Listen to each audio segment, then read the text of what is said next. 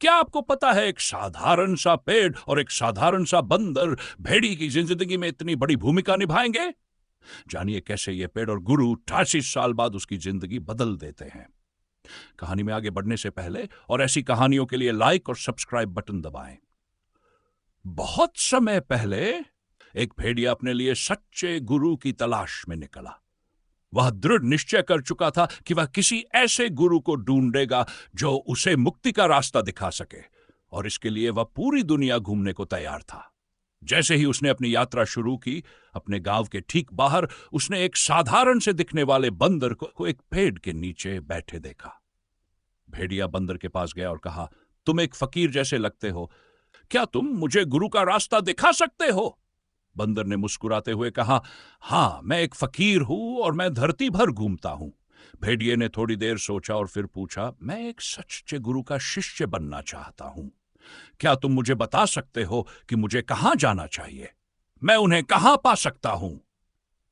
बंदर ने उसे कुछ जगहों के पते बताए और भेड़िए ने धन्यवाद कहा और अपनी यात्रा शुरू की।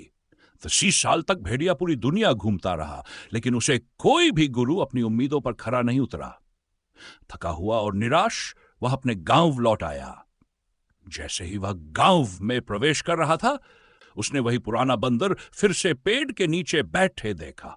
इस बार बंदर बहुत बहुत बूढ़ा हो चुका था। अचानक भेड़िए को समझ में आया कि यही उसका गुरु था। वह तुरंत बंदर के पैरों में गिर गया और बोला, हे बुद्धिमान गुरु, आपने मुझे पहले क्यों नहीं बताया कि आप ही सच्चे गुरु हैं?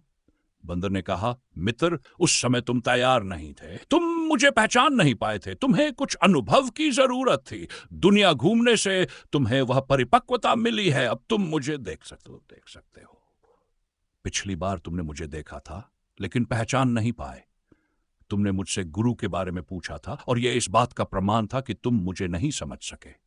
तुम मेरे होने की महक महसूस नहीं कर सके। तुम बिल्कुल अंधे थे, इसलिए मैंने तुम्हें कुछ पते दिए। तुमने 30 साल गलत लोगों के साथ बिताए, लेकिन गलत लोगों के साथ भी समय बिताना जरूरी था, क्योंकि इससे ही समझ आती है। 30 सालों से मैं तुम्हारा इंतजार कर रहा था। मैंने इस जगह को कभी नहीं छोड़ा। यह पेड़ वही है। अब भेड़िए ने पेड़ की ओर देखा और उसे और भी ज्यादा आश्चर्य हुआ, क्योंकि उसे याद आया कि उसकी सपनों में हमेशा यही पेड़ आता था और उसे हमेशा लगता था कि उसका गुरु इसी पेड़ के नीचे मिलेगा।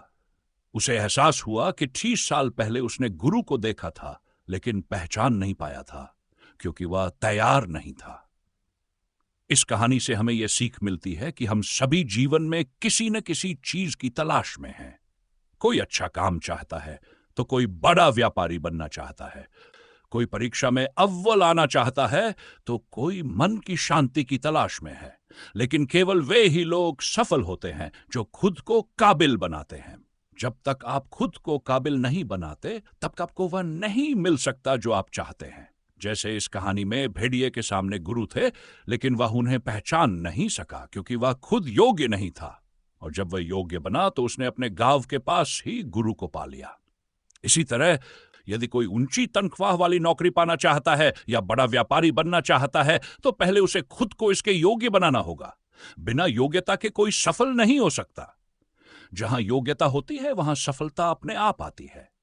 इसलिए सफलता के पीछे मत भागो, योग्यता के पीछे भागो, क्योंकि जब तुम योग्य बन जाओगे तो सफलता खुद तुम्हारे पीछे भागेगी। एक तूफानी रात, कड़कती बिजली और चारों ओर तबाही, और इसी बीच एक नन्ही चिड़िया अपने बच्चों के साथ पूरी शांति में बैठी है। क्या यह शांति का सबसे बड़ा सबक है? जानने के लिए कहानी अंत तक जरूर देखें। कहानी में आगे बढ़ने से पहले और ऐसी कहानियों के लिए लाइक और सब्सक्राइब बटन दबाएं। एक बार की बात है, एक शेर राजा था। राजा ने अपने जंगल में घोषणा की कि जो भी सबसे शांतिपूर्ण चित्र बनाएगा उसे उसकी मनचाही इनाम दिया जाएगा। लेकिन वह चित्र ऐसा होना चाहिए जिसे देखकर मन पूरी तरह से शांत हो जाए। घोषणा के बाद चित्र प्रतियोगिता की तारीख तय की गई। तय दिन पर सारे जानवर चित्रकार इकट्ठे हुए और चित्र बनाने लगे। सभी चित्रकारों ने अपने अपने चित्र पूरे कर लिए। अब सबसे शांत और सुंदर चित्र को चुनने काश में आशेर राजा एक कर सभी चित्रों को देर परखने लगा। सारे चित्र बेहद सुंदर थे, जिसे राजा के लिए चुनना मुश्किल हो गया। अंत में राजा ने 2 चित्र चुने जिन्हें वह सबसे अच्छा मानता था। दोनों चित्रों को सबके सामने रखा गया ताकि सभी जानवर देख सके।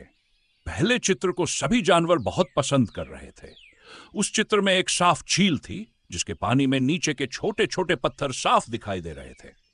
झील के किनारे बर्फ से ढके पहाड़ थे जिनकी परछाई पानी में साफ दिख रही थी। आसमान में सफेद बादल और उड़ते हुए पक्षी थे।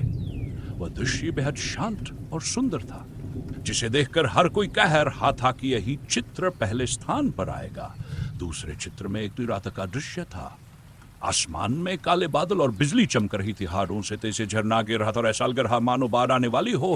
पेड़ हवा में उड़े चित्र में विनाश का दृश्य था। इस चित्र को देखकर कोई समझ नहीं पा रहा था कि इसे क्यों चुना गया है। सभी जानवर सोच रहे थे कि पहला चित्र ही विजेता बनेगा, लेकिन जब शेर राजा ने घोषणा की तो सभी चौंक गए। राजा ने दूसरे चित्र को विजेता घोषित किया और उसे सबसे शांति जानवर हैरान थे, पर किसी में राजा से सवाल पूछने की हिम्मत नहीं थी।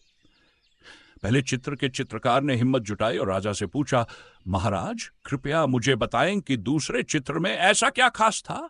राजा मुस्कुराया और बोला, मेरे मित्र, शायद तुमने ध्यान से नहीं देखा। उस तूफानी चित्र में पेड़ों की एक शाखा पर एक घोंसला है। उस घोंसले में एक चिड़िया अपने बच्चों के साथ बैठी है। चिड़िया अपनी चोंच से अपने बच्चों को खिला रही है और वे सभी पूरी तरह से शांत और सुरक्षित हैं। चारों ओर तूफान, बारिश और बिजली का कहर है, लेकिन उस घोंसले में शांति है।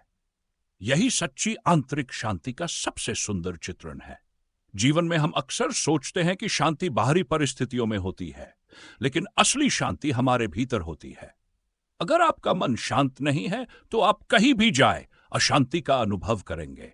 असली शांति जीवन से भागने में नहीं, बल्कि जीवन का सामना करने और उसकी समस्याओं को हल करने में है।